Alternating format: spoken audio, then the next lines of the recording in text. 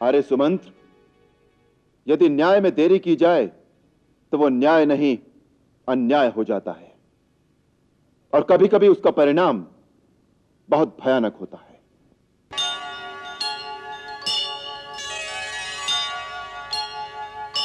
शास्त्रानुसार त्यागो वधो वा विहितः साधुना में ही उभयम समम,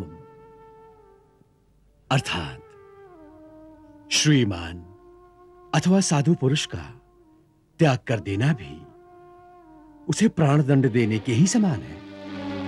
यदि गुरुदेव इस पर विचार करें।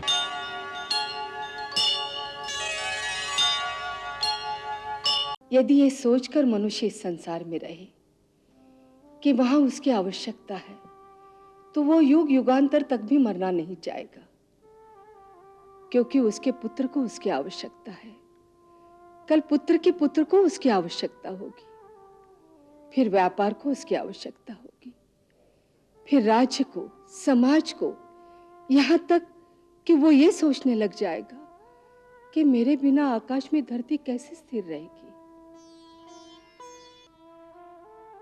हर आने वाली पीढ़ी अपना मार्ग स्वयं निर्धारित करती है, और पहली पीढ़ी को युवा पीढ़ी के विकास के लिए उसके मार्ग से हट जाना चाहिए, जिससे ज्ञान और विज्ञान की उन्नति के लिए नई दिशाएं खुले।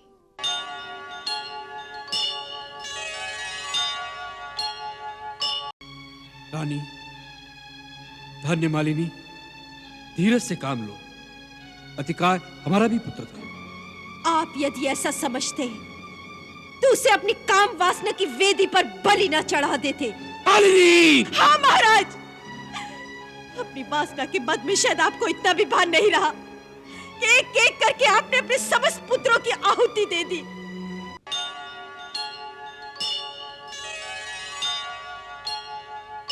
अरे सुमंत्र, यदि न्याय में देरी की जाए तो वो न्याय नहीं अन्याय हो जाता है, और कभी कभी उसका परिणाम बहुत भयानक होता है। हमारे विचार में यदि प्रजा का कोई भी व्यक्ति बेआराम जागता हो तो राजा को आराम से सोने का कोई अधिकार नहीं है। हमने राज्य सिंहासन से घोषणा की थी कि हम आज से एक सन्यासी का जीवन व्यतीत करेंगे, और प्रजाहित के सामने हमारी निजी सुख सुविधा का कोई मोल नहीं। इसलिए प्रजा के किसी भी व्यक्ति को राजा के पास आने में उतनी ही सुविधा होनी चाहिए जितनी एक सन्यासी की कुटिया में जाने में।